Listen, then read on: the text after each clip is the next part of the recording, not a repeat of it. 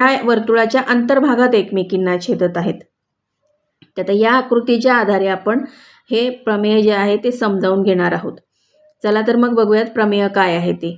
एकाच वर्तुळाच्या दोन जीवा जेव्हा वर्तुळाच्या अंतर्भागात छेदतात तेव्हा एका जीवेच्या झालेल्या दोन भागांच्या लांबींचा गुणाकार हा दुसऱ्या जीवेच्या दोन भागांच्या लांबींच्या गुणाकारा एवढा असतो.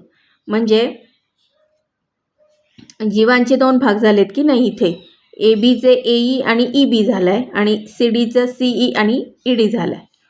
तर यांची जी लांबींचा जो गुणाकार असणार आहे तो काय असणार आहे, तो समान असणार आहे. तर बघा आता पक्ष काय आहे, केंद्र पी असलेल्या वर्तुळाच्या जीवा ए बी आणि जीवा सी डी वर्तुळाच्या अंतर्भागात ई बिंदूमध्ये छेदतात. आता इथे आपल्याला साध्य काय करायचे, तर एई गुणिले ई बी बरोबर सीई गुणिले ईडी.